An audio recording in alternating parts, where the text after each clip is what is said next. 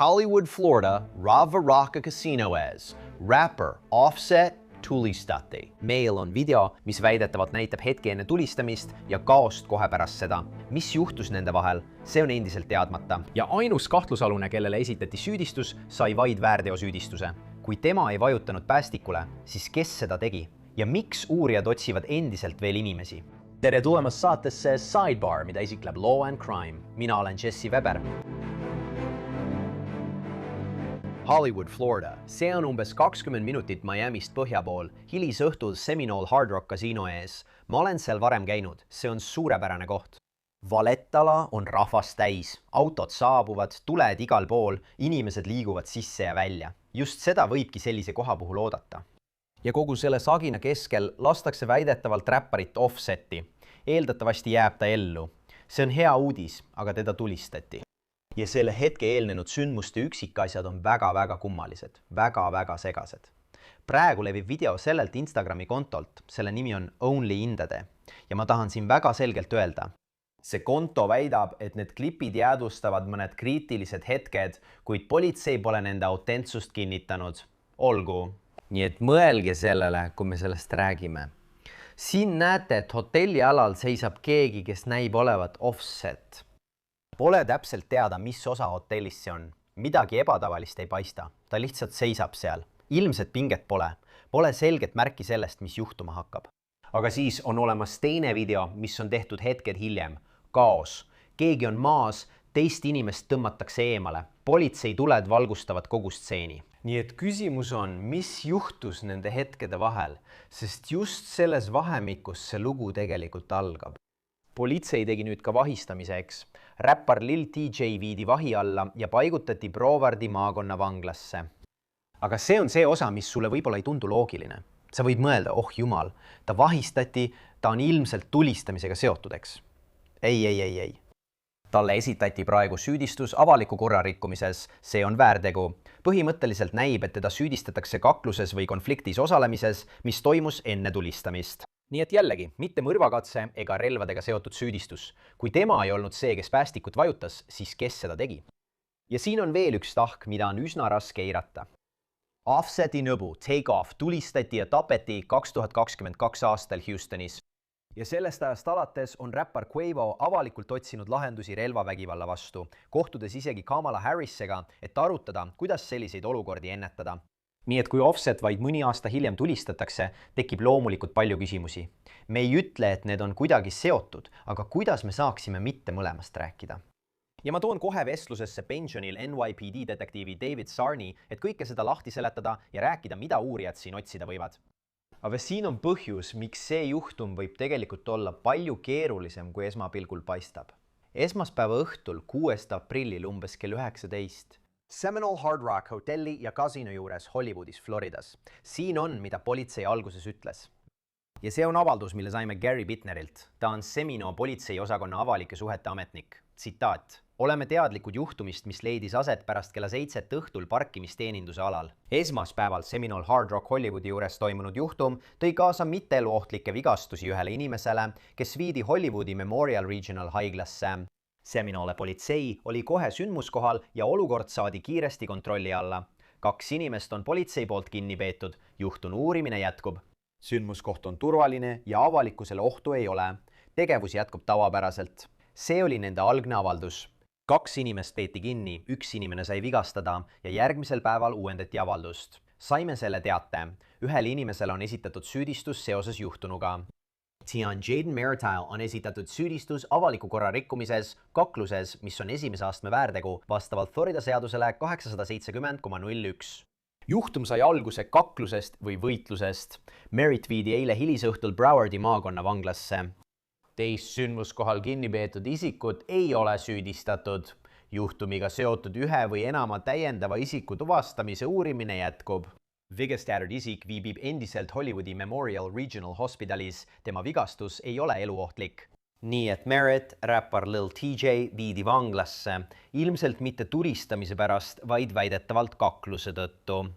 Ja see teine isik, kes kinni peeti, teda ei esitatud kunagi süüdistust. Me ei tea, kes see isik on. aga vangla andmetel hoiti Merritti kinni rahalise kautsjoni eest, mis oli määratud avaliku korra rikkumise süüdistuse tõttu. Lisaks veel $2500 kautsjon eraldi liiklusrikkumise eest, ilmselt juhiloata sõitmise tõttu. Andmed näitavad, et ta on nende süütegude eest nüüd kautsjoni vastu vabastatud. Lähme tagasi Offseti juurde. Tema pärisnimi Kiari Kendall Seffis sai väidetavalt kasiino eest tulistada. Nagu ma varem mainisin, oli ta kunagi abiellus laulja Cardi B'ga ja neil on koos 3 last. Ta esitas Offsetist lahutuse avalduse 2024 aastal.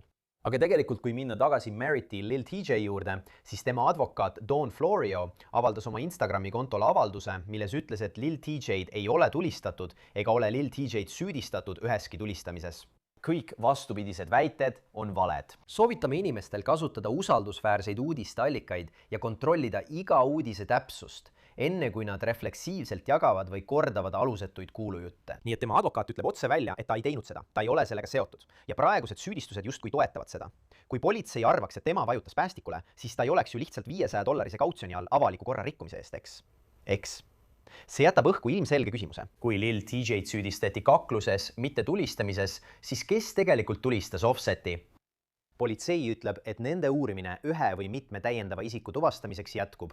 Nad otsivad endiselt kedagi. Enne kui ma annan sõna detektiiv Sarnile, tahan ma anda teile veidi tausta Offseti kohta, sest see pole esimene kord, kui ta on sattunud kaootilisse ja suure tähelepanuga olukorda.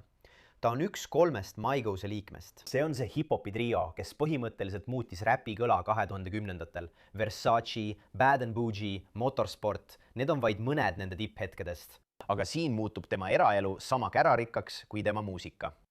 Kui Offset abiellus Cardi B'ga, mäletad, ma ütlesin, et nad abiellusid. Neil on koos 3 last. Ta esitas Offseti vastu abielulahutuse avalduse 2024 aastal. Aga tegelikult olid nad salaja abiellunud. Nad abiellusid salaja Atlantas 2017 aasta septembris ja teatasid oma kihlusest 6 aega hiljem. Natuke tagurpidi, aga nemad tegid nii. Ja vaata, nende suhe on väidetavalt olnud väga tormiline. Nii et ta esitas algselt lahutuse avalduse juba 2020 aastal, võttis selle tagasi ja esitas uuesti juulis 2024. Ja seekord läks asi inetuks. Me käsitlesime seda juba ühes varasemas Sidebaari episoodis, nii et ma toon siin lihtsalt olulisemad punktid välja. Aga Cardi B on esitanud Offseti vastu tõsiseid süüdistusi, süüdistades teda jälitamises, ahistamises ja isegi näiliselt tapmisega ähvardamises. Offset ei vastanud sellele kunagi ametlikult ega avalikult. Tema esindaja jäi pigem vaikseks. Aga kui kuulete, et Offset tulistati kasiino ees, siis osa põhjusest, miks see lugu nii suureks paisub, on kõik muu, mis tema elus on juhtunud. Tema tuntus, see, kuidas ta on olnud palju avalikkuse tähelepanu all. Tema nimi kannab juba iseenesest palju kaalu. See toob kaasa palju draamat, pealkirju ja seost Cardi B'ga. Ja olgu seige, ma ei ütle, et ükski neist oleks seotud tema tulistamisega, aga sa pead lihtsalt mõistma tema elu selles kontekstis. Ja siin on veel üks kiht, mis on veelgi raskem. Ma pean tagasi minema Offseti nõbu Takeoffi juurde. Ta oli samuti Migosse liige, tohutu staar. Novembris 2022 tulistati ja tapeti Takeoff Houstoni keeglisaali ees. Ta oli 28-aastane ja see juhtum on siiani menetluses. Seal on mees nimega Patrick Clark. Talle on esitatud süüdistus, kuid ta kinnitab oma süütust. Tema kohtuprotsess on kavandatud selle aasta novembrisse. Ja pärast Takeoffi surma on Migosse 3. liige Quavo võtnud selle oma südameasjaks. Ta asutas Rocket Foundationi Takeoffi auks. Ta on pühendanud miljoneid relvavägivalla ennetamiseks. Ja päeval, mil oleks olnud Takeoffi 30. sünnipäev, korraldas Quavo Atlantas tippkohtumise ning ta kohtus asepresident Kamala Harrisega, et rääkida tulistamiste ennetamisest. Just selliste nagu see, mis tappis tema vennapoja. Nii et kui Offset aastate pärast hilisõhtul kasiinos tulistatakse, tekib täielik kaos. Saad aru, esiteks, kui häiriv ja kahetsusväärne see on. Ja samuti saad aru, miks inimeste mõtted liiguvad teatud suundadesse. Ma ei ütle, et need asjad oleksid omavahel seotud, aga kõike tuleb vaadata kontekstis ja ma tahan sellest rääkida. Olgu, ma tahan siia vestlusesse tuua pensionil NYPD detektiivi Dave Sarni, et sellest rääkida. Dave, hea sind näha, aitäh, et aega leidsid. Me just rääkisime omavahel, me mõlemad oleme varem sellel kinnistul käinud. Sa tead, see on väga avalik piirkond. kui sa oled tulistamisi uurinud, oled sa tegelenud ka kõrge profiiliga juhtumitega. ma mõtlen, esimene asi, mis mulle silma jäi, millest me ka rääkisime, on see, et sul on suur räppar, keda tulistatakse suure kasiino ees. Tunnistajad, kaamerad igal pool. Ja ometi nad võtavad kinni ainult 2 inimest. Ühele ei esitatagi süüdistust, vähemalt selle salvestuse tegemise ajal, ja teisele esitatakse süüdistus ainult avaliku korra rikkumises. Mida see sulle selle uurimise kohta ütleb? Aitäh, et mind kutsusid. Jällegi kõik sõltub sellest, kui kiiresti politsei sündmuskohale reageerib. Ma tean, et Seminooli politseiosakond tegeleb sellega. See on hõimupolitsei.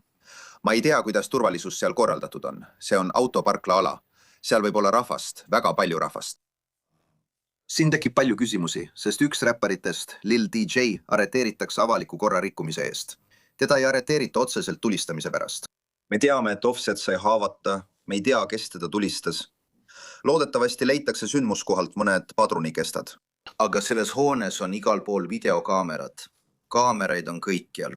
Ma garanteerin, et selle juhtumiga tegelenud detektiivid hakkavad tulistamise hetkest alates videot nii edasi kui tagasi läbi vaatama. See on kindlasti kasulik. See on üks positiivne külg selles, et see juhtus just seal. Kui ma teist õigesti aru saan, siis oleks väga raske, et see tulistamine toimuks ja seda mingil moel valvekaamerasse ei jäädustataks. Aga kas selle materjali läbivaatamine võtab aega? See võtab aega, sest nagu ma alati räägin, on olemas sündmuse eelne ja järgnev aeg. Sul on sündmus ise, nüüd vaatad, mis toimub pärast sündmust, mida sa seal näed ja vaatad eelnevat. Nii et sa üritad jälgida kõike, kus Offset ja Lil DJ tol ajal olid. Sest minu arusaamist mööda ei ole Lil DJ ja Offset sõbrad. Miks nad siis samal ajal seal olid? See on midagi, mida peame uurimise käigus vaatama. Mõlemal on advokaadid. Nii et nad peavad mõlemad suhtlema oma advokaatide kaudu, seega pead sa seda uurimist peamiselt läbi viima kohtuekspertiisi tõendite ja selliste tõendite põhjal nagu videod, videokaamerate salvestised ning ka kõik tunnistajate ütlused, mis sul olemas on. Aga mis saab läheduses olevate mobiiltelefonide kaamerasalvestistest? Tead, ma mainisin alguses, et on olemas üks konto, kust on salvestis, mida me ei suutnud, me ei saa kinnitada. Politsei pole seda kinnitanud. Aga kuidas politsei üldse otsid kõigi mobiiltelefonide salvestisi? Kas nad suudavad tuvastada inimesed, kes olid kasiinos? Kas nad saavad nende mobiiltelefonide salvestised kätte? Kas neil on selleks vaja kohtuluba? Kas nad küsivad, kas nad teevad avaliku pöördumise? Kui sul on selles salvestis, palun saada see meile. Kuidas see käib? Selleks on mitu võimalust. Üks oleks paluda kõigil, kellel on sellest videomaterjali, see politseile esitada. Tõenäoliselt juhtub see, et iga video, mis saadetakse kõigepealt sotsiaalmeediasse. TMC on üks neist kohtadest. Tõenäoliselt jõuab video sinna enne, kui politsei selle saab. Kui teil on inimesi kinni peetud või vahi all, peate nende telefonid enda kätte saama. Ja et saada sealt mingid videoid, on teil vaja läbiotsimisluba. Kui nad ei anna nõusolekut, on telefon endiselt nende omand. Ja et võtta ära mis tahes videotõendeid, vajame läbiotsimisluba. Aga kui inimesed annavad selleks nõusoleku, on see üks asi. Ma kinnitan teile, et nad hakkavad ka internetti läbi kammima. Kõik, kes on selle video üles laadinud, ükskõik millisesse sotsiaalmeediasse, olgu see X, Instagram või mõni muu platvorm, sest just sinna inimesed neid videoid saadavadki, eriti TMC-le, sest selle eest makstakse rahalist tasu.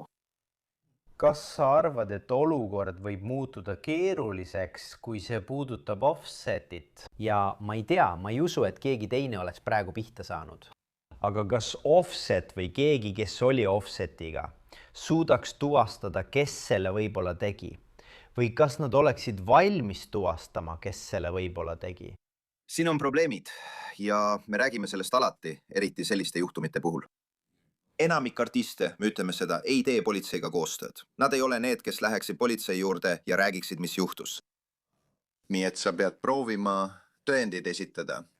Sul võib olla koostöövalmis tunnistaja või silmnägija, olgu selleks siis kasiino töötaja. See on üks võimalus seda teha. Ma ei tea, kas sa saad kummaltki poolelt mingit koostööd. Mõnikord, kui Offset tõesti tahab leida selle inimese, kes seda tegi, siis ta teeb koostööd ilmselgelt. Tead, me ei tea, mis tüüpi, me ei tea, kui tõsised vigastused tal on. Tõenäoliselt pole need väga rasked, mis on hea. Me ei tea, kas keegi teine sai pihta. Me ei tea, mitu lasku tehti. See tähendab, et tuleb haiglates kontrollida. Me ei saa, me teavitame haiglaid. Kui keegi tuleb sisse kuulihaavaga, siis nad teavitavad sellest politseid. Aga mis puudutab koostööd, siis kahjuks olen ma tihti näinud, et me peame tegelema inimestega, kes ei tee koostööd. Ei tee koostööd ja sa pead töötama nende tõendite põhjal, mis sul olemas on. ja olgu selge, see ei tähenda, et keegi oleks kuriteoga seotud või kuriteo toime pannud. Sellel võivad olla ka muud põhjused. See võib olla, ma mõtlen, ütle sina mulle, sa ütled kunstnik, sa oled seda varem näinud. Kas see on maine pärast? Kas see on kultuuri pärast? Kas see on isiklike põhjuste, isiklike kogemuste pärast? See ei tähenda, et keegi oleks milleski osalenud. Lihtsalt need on mõned põhjused, miks sa seda võid näha. Jah, sellepärast ongi mitmeid tegureid, miks inimesed ei tee koostööd. Nad ei taha, see on maine küsimus, sa tahad oma usaldusväärsust säilitada.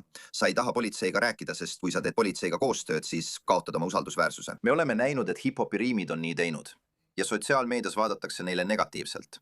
Aga kui sa neid asju vaatad, siis tahad, et inimesed teeksid õiget asja.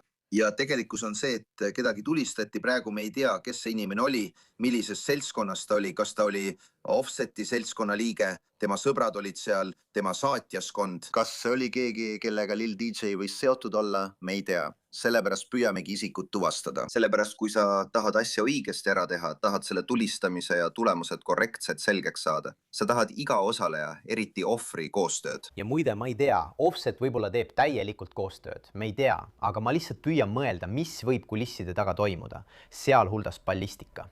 Räägi mulle sellest. Kuidas nad taastavad tõendeid? Sa mainisid padruni kesti. Kui kuul jäi ohvri ehk Offseti kehasse, kas nad suudavad selle kätte saada, kas nad suudavad selle relvaga kokku viia, kas nad suudavad selle kahtlusalustega kokku viia, kuidas see protsess käib? Nüüd on meil kuriteopaik. Peame kindlaks tegema, kas oli läbiv haav ehk kas kuul läks kehast läbi. Me ei tea isegi, kus vigastus aset leidis. Selle kättesaamiseks, olenevalt sellest, milline see kuul välja näeb pärast Offseti kehast eemaldamist. Kas see on väärtuslik? Ei, võib-olla mitte. Aga mida sa otsid on padrunikest või padrunikestad. Sellepärast ongi video oluline. Meil on ka tunnistajad. Me pole veel kindlaks teinud, mitu lasku tehti. Seega tuleks kuriteopaik säilitada. Ja relva kohta. Kas isik võttis relva endaga kaasa? Või nagu me varem nimetasime, me nimetame seda Brooklyn Bounce'iks, kui relv jäeti sündmuskohale ja keegi korjas selle üles. Sellepärast on see video olnud väga oluline, et teada saada, mitu lasku tehti. Kui tunnistajaid pole, kes seda ütleksid ja kus relv oli või on tulistamise hetkel. Nii et siin on palju erinevaid asju mängus. See võib video põhjal kiiresti lahenduse leida, aga võid ka mitte, sest sa sõltud ohvri ja kõigi teiste ümberkaudsete tunnistajate ja teiste koostööst. Räägi mulle Lil TJ'st. Ma mõtlen, et taaskord väidetavalt arreteeriti ta avaliku korra rikkumise eest suhteliselt madala kautsjoniga. Nii et tundub, et politsei ei usu ja sa kuulsid ka tema advokaadi avaldust. Nad ei usu kuidagi, et tema oleks tulistaja või et ta oleks mingil moel tulistamisega seotud, eks? Õige, me ei tea, kus ta tulistamise ajal oli. Me teame, kes selles piirkonnas olid. Ja küsimus tekibki, miks ta seal piirkonnas oli. Ma ei tea, milline nende omavaheline suhe on. Ma kuulsin, et see oli väga vaenulik. Sotsiaalmeedias räägitakse, et see on usalduse küsimus. See on rahaline asi. Ma arvan, et Lil DJ andis talle raha. Me ei tea. Ma mõtlen, et see on ka sotsiaalmeedia. Me ei saa kinnitada, mida inimesed räägivad. Täpselt nii. Seda me ei saa kuidagi kinnitada. Me ei tea nende kahe omavahelist suhete. Aga me tahaksime teada, miks nad samal ajal seal olid. Kui neil oleks sõbralik suhe, siis see oleks loogiline. Kui neil on vaenulik suhe, siis kuidas üks teadis, et teine seal on? Need on kõik küsimused, millele loodetavasti saate vastused, kui nendega või nende advokaatidega räägite. Sest see ei ole ju nii, ma mõtlen, kui te räägite kaklusest ja siis tulistamisest või vabandust, väidetavast kaklusest ja väidetavast tulistamisest, siis peab seal olema mingi seos või vähemalt tundub, et mingi seos on olemas, eks? Õige, sellepärast uuritaksegi sündmusele eellenut. Vaadatakse, millised suhtlused Offsetil või tema kaaslastel enne tulistamist olid. Kas midagi juhtus juba varem või juhtus kõik kohe sündmuskohal? Seda te uuritegi.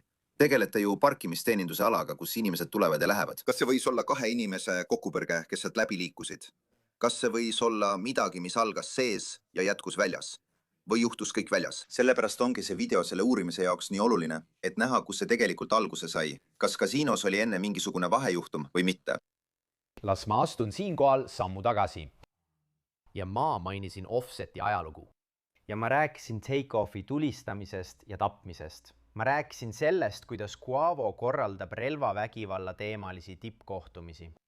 Kui selline tulistamine juhtub kellegagi, kes on nii lähedal sellele teisele tragöödiale, kas uurijad üldse vaatavad seda? Kas nad üritavad seoseid leida? Kas sa ütled, et kui midagi täiesti eraldiseisvat ei juhtu, siis me ei tegele sellega üldse? kui palju nad uurivad kellegi minevikku ja seoseid? noh, me vaatame alati ohvri tausta ja mõnes mõttes ka sündmuste kulgu. me tahame leida mingisuguse seose, mingi seos ohvri ja asjasse puutuva isiku või toimepanija vahel, kes oli seotud või kaasatud. me ei tea, milline oli tulistaja osalus, seda me ei tea, aga tead, Offset on hästi tuntud. ta on olnud avalikkuse ees, tal on lahutuskäsil, mis iganes veel toimub, see pool puudutab tema sotsiaalset elu. kas me uurime Offseti kohta muid asju, et näha, kas midagi on tulistamisega seotud? just sealt sa hakkad otsima loodetavasti mobiiltelefonide andmeid kõik sotsiaalmeedias, mis kuidagi viitab sellele, et need inimesed pidid seal olema. kas see võis olla keegi Offseti inimestest, kes seal olid ja relva kasutasid või hoopis keegi teine? me ei saa seda teada enne ja just sellepärast ongi see video nii oluline, sest kaootilistes olukordades ei pruugi alati tunnistajaid olla, aga silm näeb seda, mida silm näeb ja kaamera näeb seda, mida kaamera näeb. ja kõik need erinevused selles piirkonnas, eriti parkla teeninduse alal, on midagi, mida kasutatakse põhjalikult, et teada saada, kes selles juhtumis tulistaja oli. Mis on see üks asi, millele sa praegu tähelepanu pöörad, aga millele ülejäänud meist lihtsalt ei keskendu? noh, mina vaatan alati eelnevat, sest kui sa vaatad sündmuse eelset aega, siis miks see just sel hetkel juhtus? ma mõtlen alati sellele hetkele, umbes kell 7 õhtul, kas tulistamine toimub siis. kuidas see juhtub? miks see juhtub? kas see on nagu planeetide kokkusattumus, nad kõik satuvad kokku ja just seal see juhtub? või algas see hoopis seespool? kas sees toimus mingi vahejuhtum, mis nad sinna tõi? just seda me otsimegi. seepärast vaatan ma alati sündmuse eelset aega, sest pärast otsin ma põgenemissuunda. võib-olla tulirelv, kuhu see läks, aga kui sa räägid eelnevast, siis mis juhtus? mida ohver tegi enne tulistamist? millest see ohver oli enne tulistamist segatud? nii ma sellele lähenen. Kas sa arvad, et see lahendatakse suhteliselt varsti? see peaks olema lahendatud. küsimus taandub sellele ja ma ei saa kunagi sellele täpset ajakava panna, sest kui sa seda teed, siis sa püüad oma uurimist kallutada. me püüame kõik kokku saada. sa tahad saada kogu olukorra tervikpilti, kõik tõendid kokku. nii et kui sul tekib piisav alus arreteerimiseks, siis on see olemas. see võib võtta aega. videovälv läbivaatamine võtab aega. seda vaatavad mitmed uurijad. sul on vaja läbi viia põhjalikke küsitlusi. igasugused kohtuekspertiisi tõendid, näiteks ballistika tulirelvast, kui sündmuskohale on jäänud padrunikest, need kõik võtavad aega, et need läbi viia ja selle tulistamise lahendada. Dave Sarni, aitäh, et leidsid aega. Ma hindan alati teie teadmisi sellel teemal ja seda, millele peaksime mõtlema ning mille suhtes tähelepanelikud olema. Hoiame sellel hoolikalt silma peal, aga aitäh, et leidsite aega, härra. Hindan seda. Suur tänu teile ja olge võitud. Ja praeguseks ongi siin Sidebaaris kõik. Suur tänu, et meiega liitusite. Nagu alati, palun tellige meid YouTube'is, Apple Podcastis, Spotify's või kus iganes te oma podcast'e kuulate. Samuti saate meid vaadata NBC Peacockis. Kui soovite mind jälgida, siis X'is, Instagramis, minu News Nationi saates Jesse Weber Live esmaspäevast reedeni kell 23:00 idaaja järgi. Näeme järgmine kord kõik!